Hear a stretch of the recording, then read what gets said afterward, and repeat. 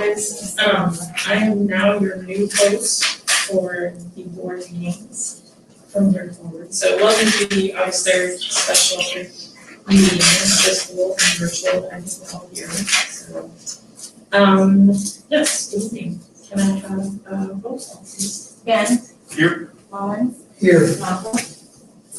Wagner. Here. Here. Here. Item 2, opportunity for the public to be heard. I have Chris Corbin and Whitney Sanders. Gary, can you okay, thank you. I'm speaking tonight not only as a teacher, I'm a husband to a teacher, an uncle to 2 students, and a father to 2 students in Sand Springs. My loyalty and love for this community and my school are deep. Early in our career in Sand Springs, my youngest son was born with a plethora of health issues. He had to have a feeding tube, chest tubes, and was even on the dreaded ventilator.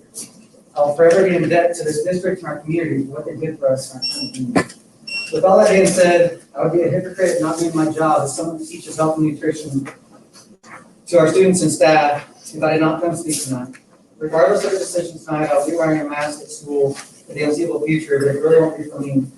In my nearly 20 years of teaching, I have yet to use a sick day for myself. I'll be wearing it for the students and staff, especially those in the high-risk category. Running around the gym with my mask on will be a chocolate inconvenience, but they're worth it. I'm a big fan of teaching and modeling the golden rule and the monthly character traits of our school system influence our awards going forward.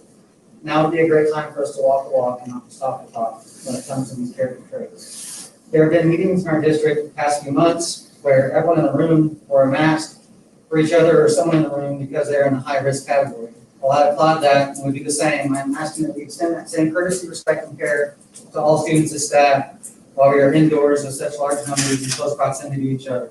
Thank you for your time and consideration. Thank you very much. Ms. Sanders. Hi, I emailed the school board last week, so you guys kind of know my stance on.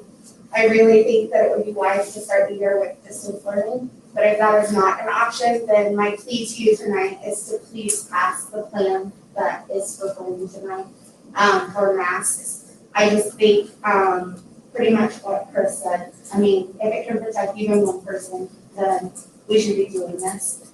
So on behalf of SSPS and other teachers who reached out and asked me to speak tonight, I am being their voice and asking you to please pass the plan that includes masks. Thank you. Thank you. Thank you. And that was all speakers? Yes, that was all speakers, correct? Yes. Okay. Item number 3, student empowerment and staff. So our intention really was to, actually we are going to recognize our academic scholars from the spring. So I want to start the meeting by talking about a positive, because in the midst of everything that we have to be worried about or concerned about, we cannot forget the positive things that happen in our district. We did not bring them here tonight, mostly because we were trying to control the number of people. As you know, that when we celebrate our students, our families show up in tribes. That is no lie. But I know Deb has prepared a certificate alongside a letter from me celebrating these students that scored well enough on their AP test in the spring semester, even in the midst of the school closure, to earn high school credit for college coursework. And so there's an attachment. I'm not going to say their names out loud, mostly because we didn't get permission from them, each of those students, to do that. But I just wanted to take the time for the board to recognize that there were 11 students that, on how much exposure you had to an AP exam. I know Mr. Roeder is sitting in the audience and kind of leads that game. In terms of the robustness and the difficulty with those exams, and to have 11 students do quite well on them is something to celebrate. So Jay, I don't know if you want to comment just a tad on that or not. This year was unique because college boards rolled out completely new exams between spring break and the end of May. So we really had no idea what to expect. And for these kids to do well on this year's exams, and for some kids continued success from previous years. We had a student that had average score of 3.5 and passed 5 or more exams over the 3 years they were in high school, and that's saying a lot. But for them to all achieve college credit this year when the test was all different. For example, every AP Calc student that took the test all had a different question. So it was a unique experience for all of them. I'm always super proud of all of our graduates, but this in particular, we didn't get these results until a little bit later than usual. Just everything seems like it's been on pause or delayed. And so taking the time to recognize those kids, and they'll get a certificate in the mail, again, with a letter signed by me to just celebrate their excellence. And I'm pretty sure most of the seniors are going off to college and starting a career that I'm sure is going to highlight what they their skills and what they can do. So anyway, super proud of those students. We have been busy this summer. I quit not too long ago to someone who said this is the hardest I've ever in July, which is not, that is the truth. But really, truly, I think that in this room, if I could give a point of excellence to something we should, honestly, soon. But Jay Roeder, Sean Beard, and Tina Moses provided professional development training in March with our entire staff of teachers. And then again in July, just in preparation for how to shift, we can call it saying we turned on a dime. They did it so quickly, and I think the teachers in our audience would absolutely attest to the kind of professional development that they provided in a shift to our thinking to look at things differently, hone our skills, learn a lot about technology in a way that maybe they thought they never would have to do in the context of our current situation. So those three, I know y'all will not be, Jay's sitting right here, Tina, Sean, stand up, just let everybody see you and let us.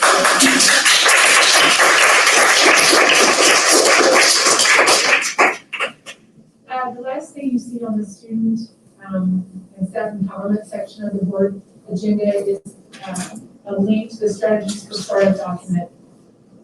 Obviously, that's the document that defines our health guidance as we start the new year, hence the word startup. But inside that is our distance learning plan. We've been over it and over it and over it, but I just want to clarify and make sure everyone that's in this room understands the choice options that we have for students this year, which is embedded in that health guidelines. The truth is, we're going to ask the board to approve that plan. I think it's the last agenda item tonight. But inside that is really those models that we're learning how to deliver to students and learn to deliver across the board. So basically there's three options. We of course have traditional model, which is what we are used to doing. We also offer full-time virtual, and then we also offer a blended model, which is a combination. I have to tell you, I'm pretty prideful, honestly, in our ability to deliver that model with a lot of success, namely because we've been doing that since 2011. So the shift for us, even though I think the distance learning piece of it that we had to really kind of dig in and learn how to do, the blended and virtual scenario has been something that's been embedded in our brain for the last several years. And so our ability to deliver those models in a very robust way with a lot of integrity doesn't make us nervous at all as we start the new school year. So you see the plan that's outlined in the strategies for startup. We've done a really careful consideration about how that can work. And as you all know, I've shared numbers with you, and I shared with the SSPA this afternoon in our meeting. Our virtual numbers are literally exploding, and it's fairly early to have that significant. And I'm going to put Jay on the spot again to talk about kind of maybe the last month or so, Jay, your plight with communicating out, and then maybe what you're seeing as a trend.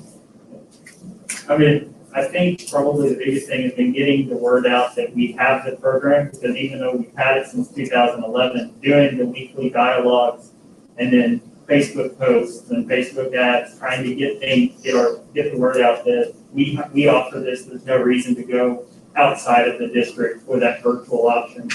And then really the biggest trend has been the increase in elementary enrollments. Our secondary counselors just came back to work last week, so now secondary numbers are starting to kick in. But our elementary numbers have gone from 11 kids last year to 162 as of this afternoon. And I think only going to increase. We're getting, on average, 40 new enrollments a day between elementary and secondary. One of the things I would say to that end, because we're still 2 weeks out from school starting, which seems like a short period of time, but in Jay's world, that's a long time, because if you're seeing an uptick of 40 to 50 students, new enrollees in that program every single day, I want you to think about how much that can go up over the course of the next 2 weeks. I think that we're in a place where we have parents who are researching the different components of what that is, and are starting to learn more about options that are available. One of our committee members, unbeknownst to me, for our health guidance and strategy for startup Stockton, had a son in Virtual Academy last year. I won't be able to say her name this morning or tonight, but I will say this, she went on and on about how well her son did and how consistent, honestly, the program was run. I'm not here to tell you that it's for everyone, because that would be disingenuous of me, but it is for a certain subset of people. And in this particular time, it's certainly something that I think is making a lot of people feel more confident about getting school started. So hats off again to Jay for really shouldering a lot of the work this summer. We've added a little bit of help to his world. Tomorrow, Mr. Arnold's in the room somewhere, you'll see a posting go up for 2 additional elementary teachers. One will be pre-K through grade 3, so that early childhood set, that's not grade 2. And then a second teacher for 3rd through 5th grade. There are going to be new hires this year, no doubt, to help this man out so that we can provide a program that says that it's from Santa Springs to do it right. So you'll see that posting likely by the September board meeting. Will be onboarding them pretty quickly, but you'll see that as an item for new staff for sure. So that concludes student and staff empowerment, unless you guys have questions. Any questions? Okay, resource innovation. So a lot of things go into resource innovation. I'm not going to drone on and on about the budget. I think we covered that pretty fully last month in July. However, Mr. Morris and I had a prediction of what kind of cut we would have in state aid. We were predicting about 1.5 million. Our state aid allocation came out last week, I believe. And yes, while I was on the beach on while we vacation. were on the beach in Florida. And it was more like 1.8 million. We made adjustments, you guys. We're fiscally stable, not worried. Will we dip into our fund balance this year? Probably. To the extent that we have to be nervous, no. We've set that up for cases just like we're having this year, so that we have to strategize to make sure we're delivering quality education to kids. So just know that that's in the background. It's also something that Mr. Morris and I watch consistently. Completely confident in his ability to maneuver through that the rough waters. We definitely have done it before in revenue failure back in 2017. So this is an unfamiliar territory. Mr. Morris? All I was gonna say was, I gotta take this off to talk, sorry. All I was gonna say was, you're gonna see on the audit, once we get the audit in, that we are actually increasing our fund balance again this year, for the fiscal year ending June 30th, 2020.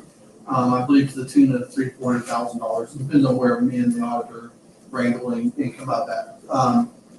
But we are going to see the fund balance actually grow again a little bit. So, with those steps taken in place, I feel, as Mr. Turkey said, I feel real confident in our ability to be able to cover whatever excess that we need to spend to be able to make sure the school district operates in a reasonable manner.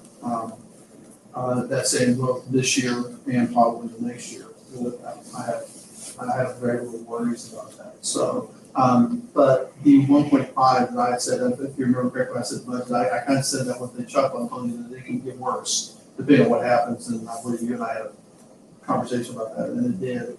And I do expect to see some other areas fall too. So you'll probably see that on the revision budget when I come here in September and sit down in front of you guys. Expect to see some more realistic numbers, at least I hope so, about what's going to happen. But then, of course, we do have to keep aware that the state can do worse, and we can see, cuts in the middle of the year too. Just be prepared for that.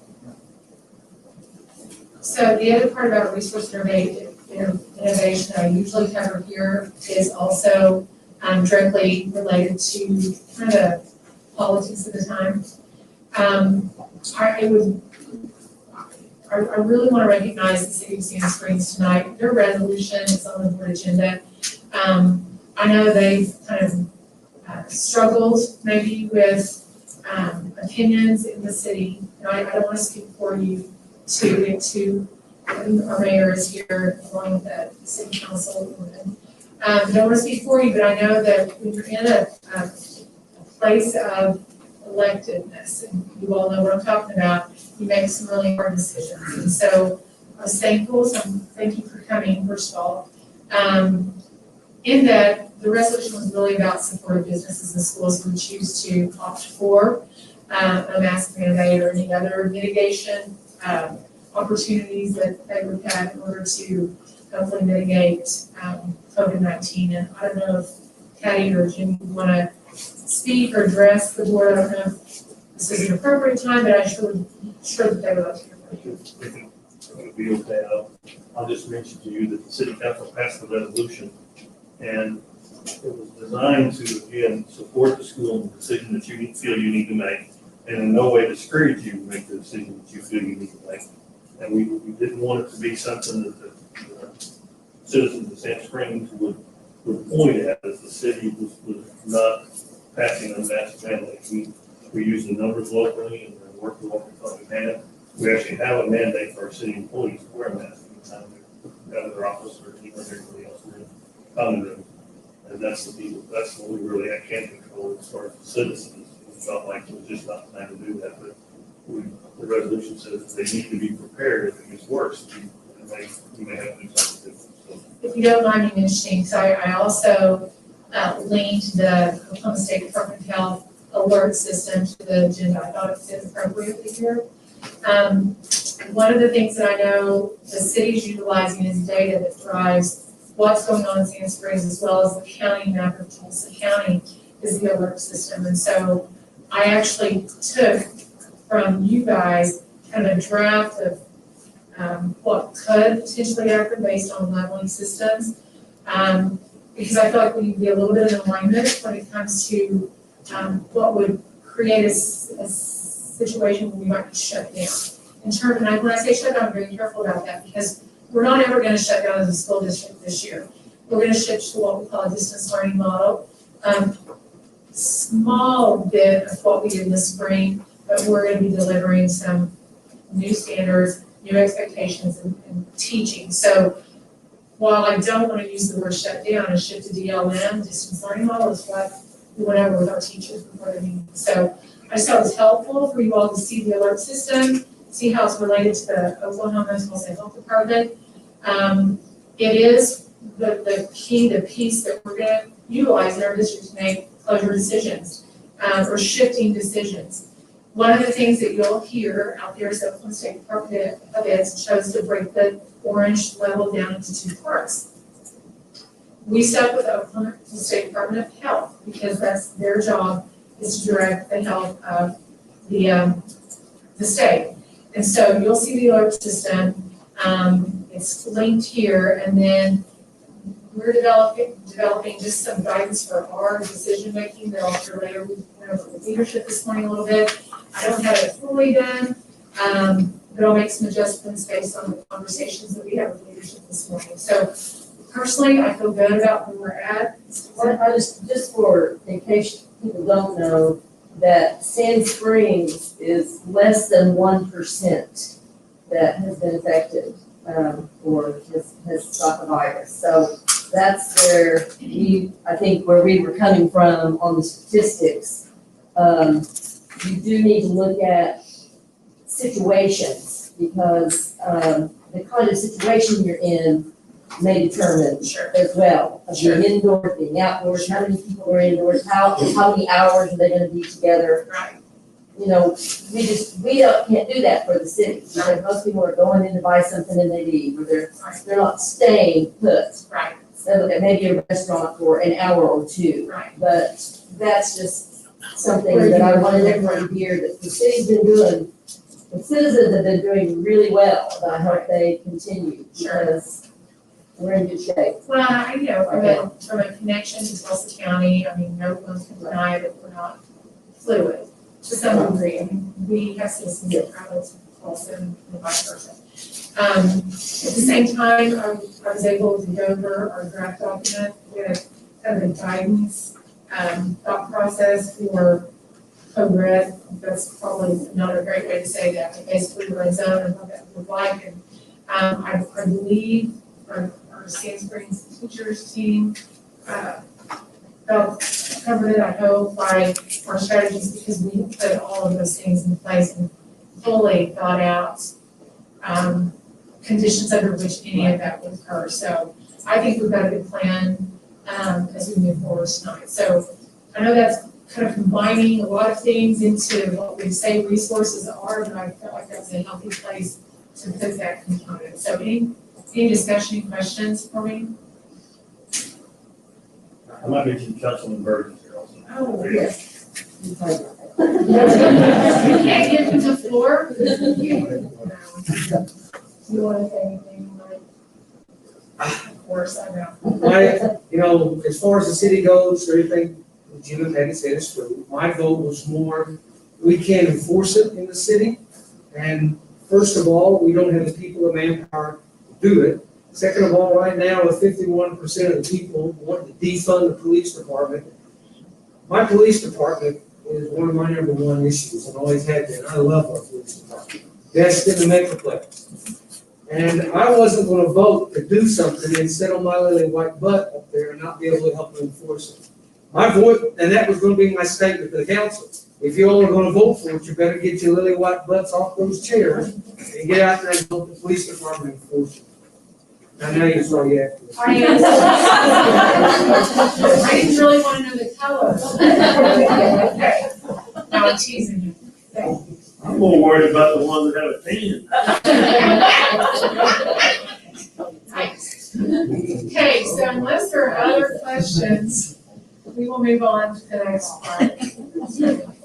Right, item number 5, empower families and communities. So this has been a real trick, you guys, and you all know that we have gone live on YouTube for the last 6 weeks in a row at 7 o'clock on Tuesday nights. The first time I did it, this was one of Darby's bright ideas, I don't know if it was right or not, but I will say this, my team always steps up, and we did it. We went on live YouTube in a very raw way, trying to allow the one community to see us as real people, first of all. And then secondly, tried really hard to answer questions. In fact, last Tuesday night, we planned for a 45-minute segment. We stayed online until 8 o'clock, and we answered every single question that was input on the Google form that evening. Our point was we wanted people to see us as human, first of all, and then see us trying to reason out and explain what we're doing. We won't have dialogue tomorrow night, it's my total fault, because I'm going to be out of town, headed to a wedding. But we'll have another one next Tuesday. And again, an effort to make sure we're trying to educate the public in terms of what we're doing. Every Tuesday night at 7 is a big ask for our people. I can promise you that they stepped up, they've done it. There's one comment I got a little tickled about from a patron who said they should do this more often once a week, at least twice a week. I'm not going to staff their little tease a little bit. But nonetheless, it was really about trying to communicate out all things starting back to school. What you will see now is a revisit of our website.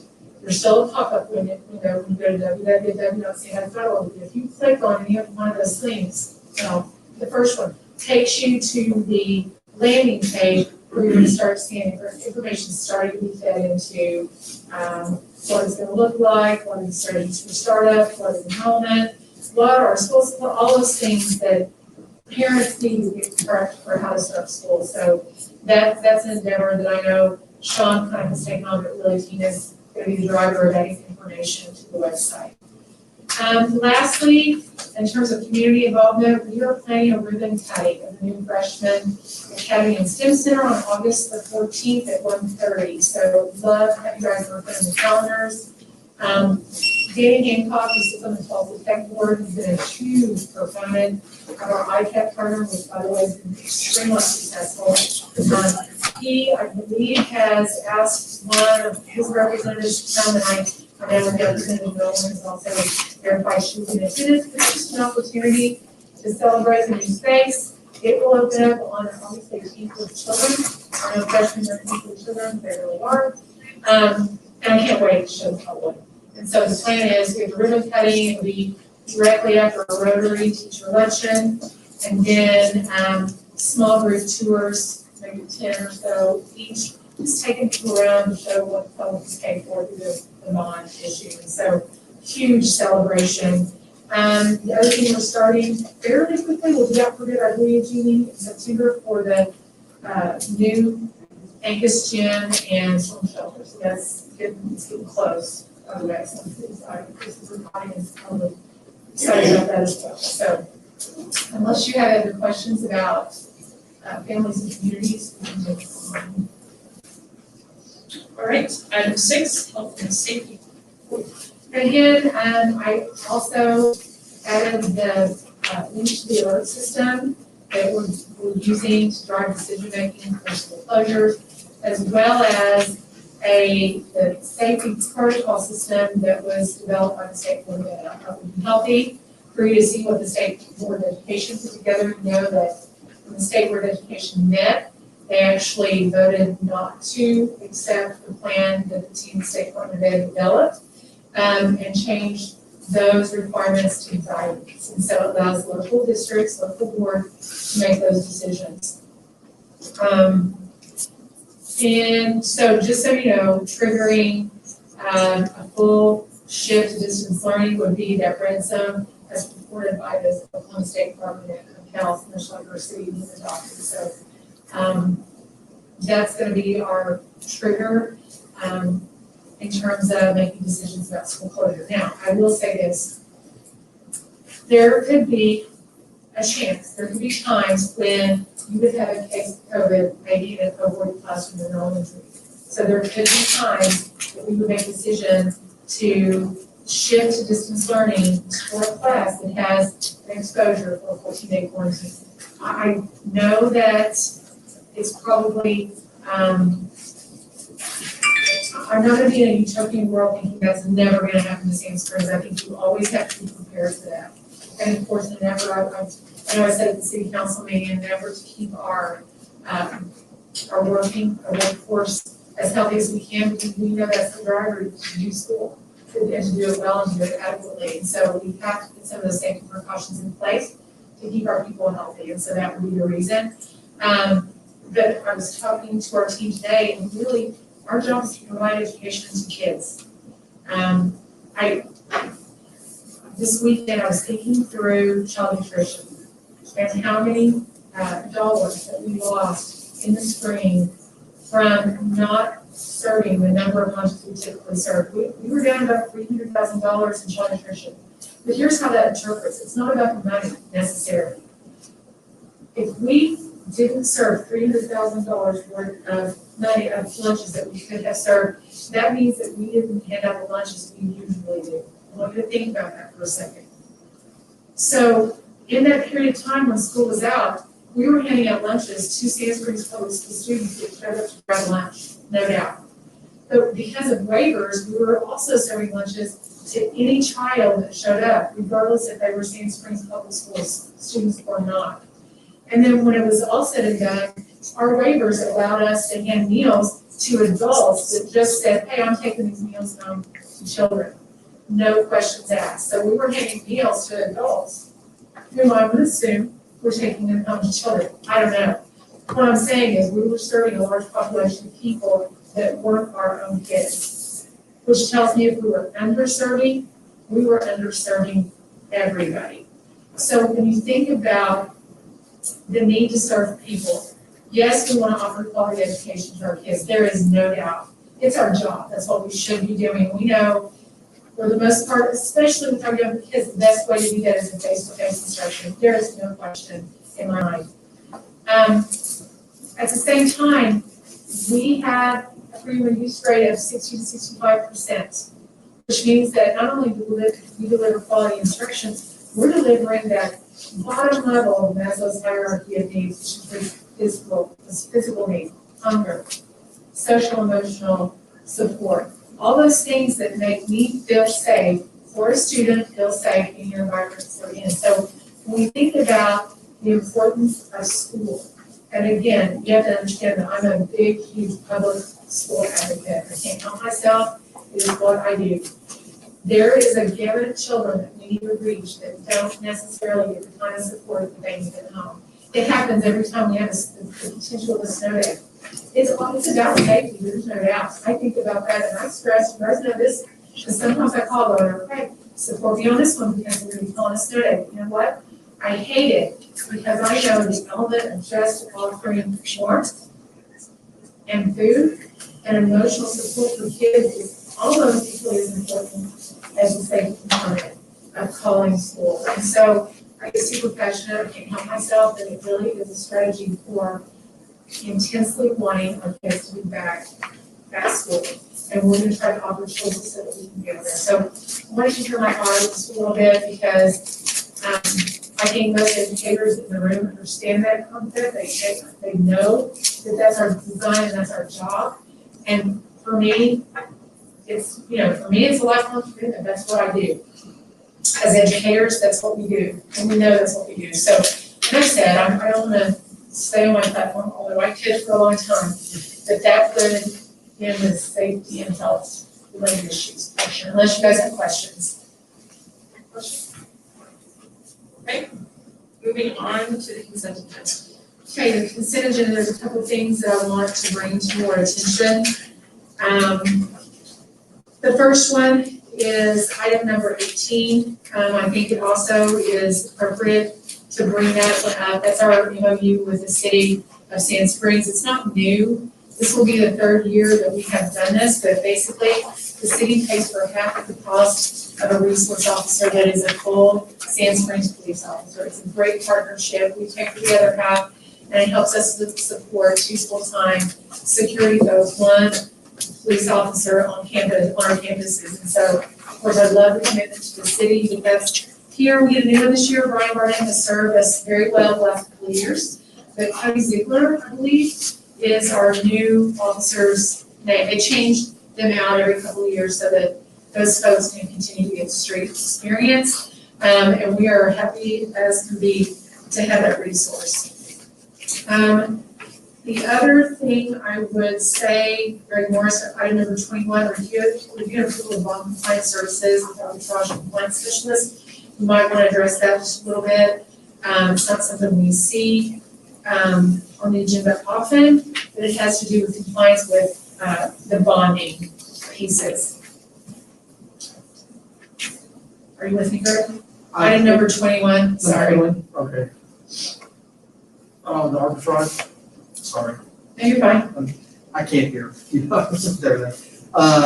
engagement for the arbitrage compliance services, oh yeah, okay, so this is basically the portion of the bond where we lease the property to the company, and then we basically, once we lease it to them, or give it to them, we get it back and everything. It's basically a process that Gary Watts explained better than me, but I'm not a lawyer, but he gets rather convoluted in the fact that we own the properties, we lease it to them, they pay us for it. If I'm correct, Mr. Watts, make sure I don't misstep here.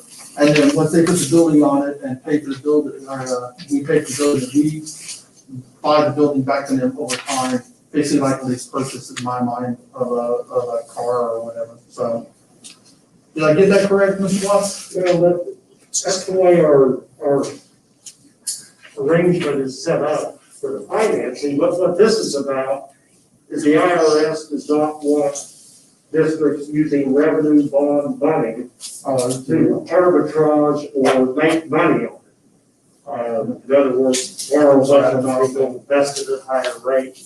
Purpose is to do what we're doing with it. It's not for the district to make more money. The purpose is to finance facilities. So you go through, we hire this group, go through a process to show that we are in compliance with the IRS requirements, that we are not using those funds to make more money. And that we're spending it within a certain period of time, I believe that. Yes, so they take a look at how we're doing, and I'm sure we're doing fine, because we've spent it all. We're getting ready to spend it all, that's for sure. You're not supposed to spend it. Yeah, it's not something you typically see on board agenda, so I wanted to bring that up to your attention.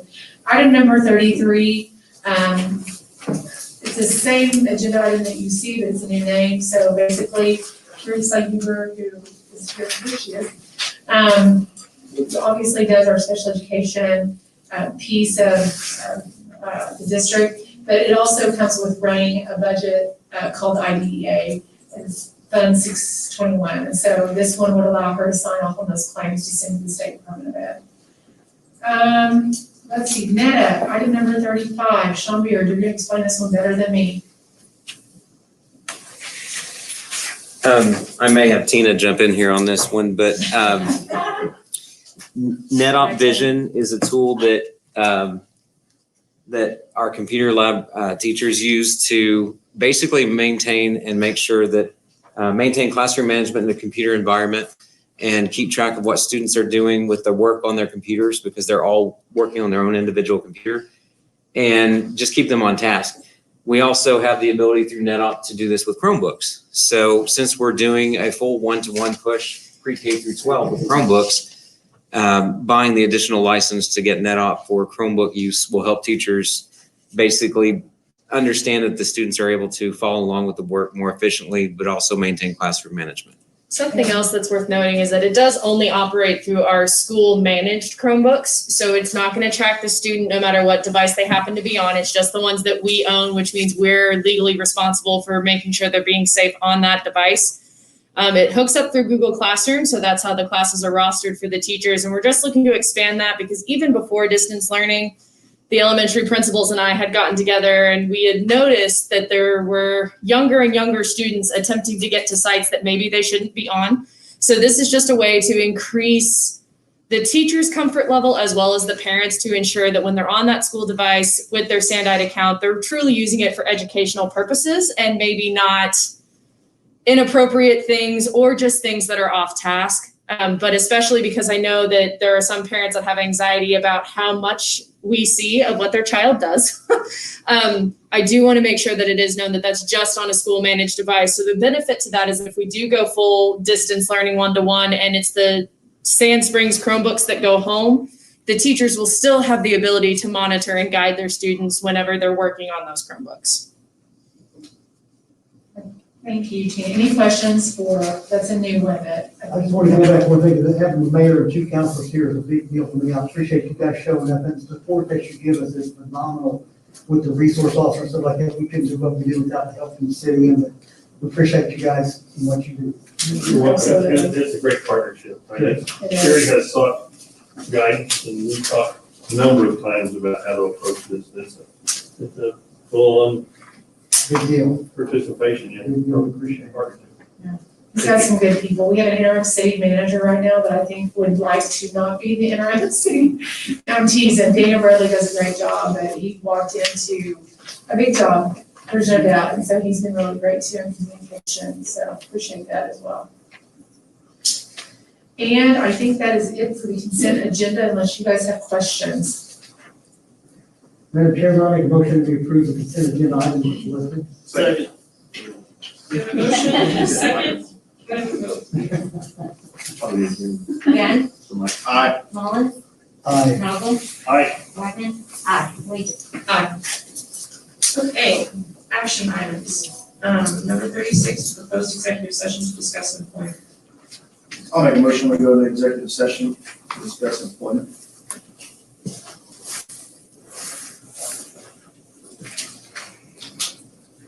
I'll second. We have a have a vote, please? Yes. Aye. Mullins, Aye. Marble, Aye. Wagner, aye, Richard.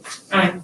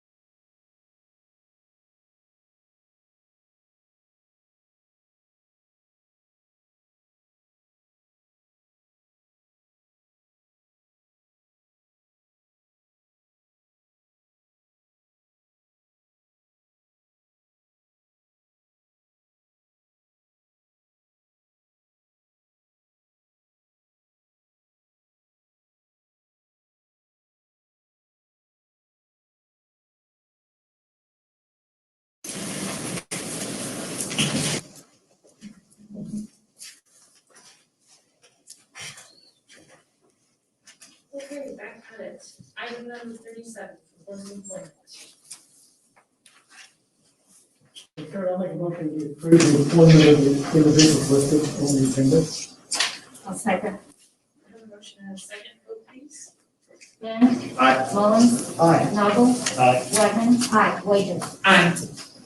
Item number 38, proposed approval of policies. So let me take you through a couple of these. The first one was up for approval last month, and that's the vacancies, transfers, and assignments. We pulled out the agenda because there was a correction in the numbers that differentiated between, I think, 5 and 7. Mr. Novel caught that last time, and so we corrected that to say 5 on both accounts in terms of the number of days we have to keep posted up in order to hire. And it really boils down to that time that we need to turn around people for employment when we're kind of in this big process to get folks in the district. That's specifically important in that June window when we're really close to the timeline for someone to leave. So that's really second read, but it was a correction in wording from last time.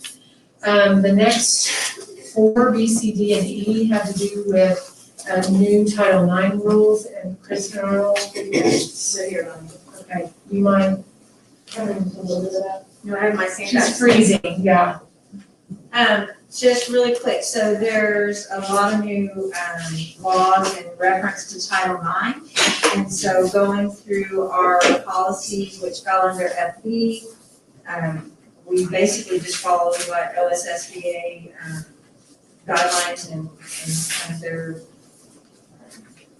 information on that. And so we just updated it where everything is, in accordance with what they were saying, and it also caused us to update a bunch of our forms that were in there. Actually, the form we originally had looked nothing like it, so it added like 4 maybe forms. But it puts us in compliance with everything that we're gonna need, and honestly, you'll see it because it'll have to be posted on the district website too.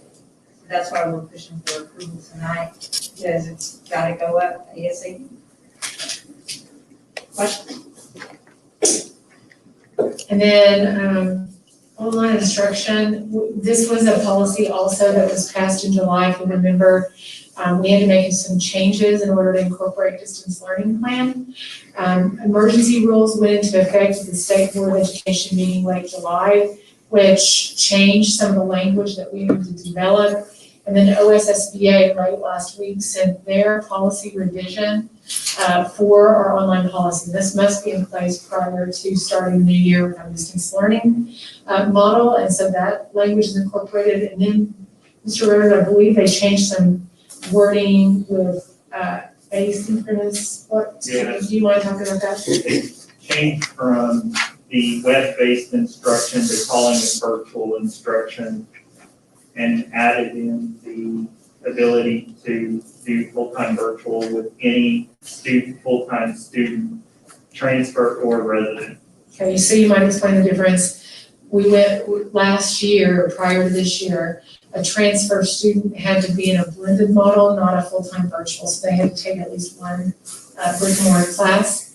Because of the pandemic, and I believe that rule could change once the emergency is lifted, but this year, they're allowing a transfer student to take advantage of your full-time virtual because of the pandemic. So those were big changes that we need to be a part of the board policy going forward. We'll have to submit this to also, it'll be part of the review from our REO as well.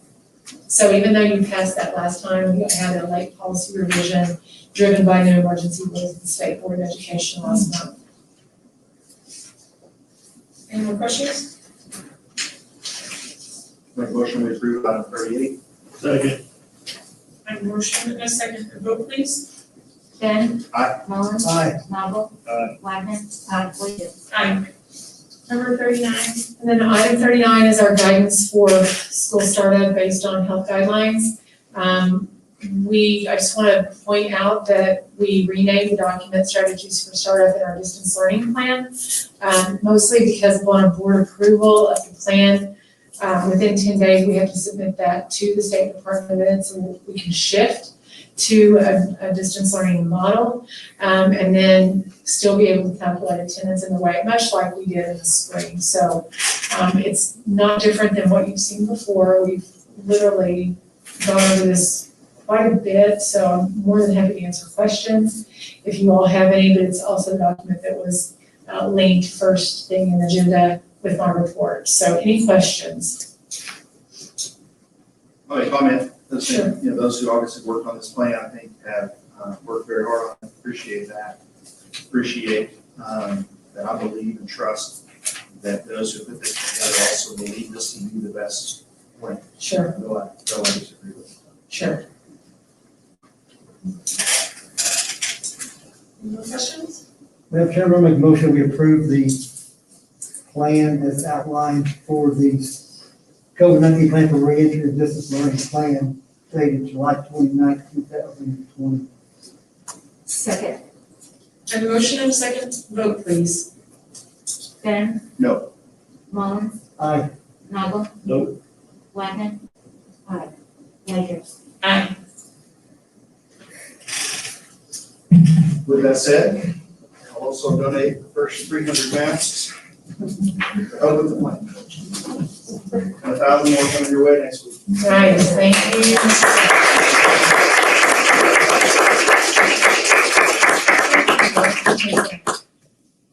You only more, can I just get it? 1,000 more coming next week. Okay. We'll start.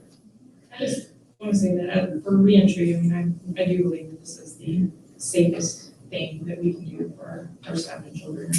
Like you've said many times before, Lloyd Snow, I think, told you, these are our babies. So they are really what we need to do. Yeah. Even the big ones are our babies, I would venture to say. So thank you. Madam President. Okay, review business. New business before the announcement? No. I'll make a motion with you. Second. A motion and a second, vote please. Ben, Aye. Mullins, Nagel, Aye. Wagner. Aye. Wagers. Aye.